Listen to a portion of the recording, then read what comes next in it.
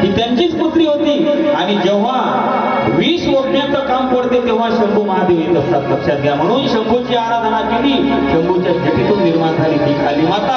त्या काली मातेने त्या रक्तबीजाचं पूर्ण रक्त ओढलं आणि रक्तबीजाचा त्या ठिकाणी अंत झाला, शारदेचा विजय झाला। बोलिये शारदा माता की जय।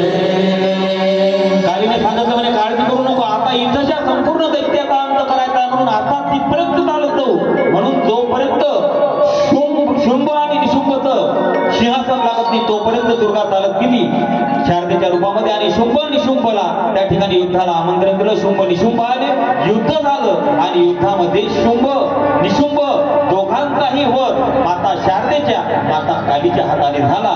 पुन्हा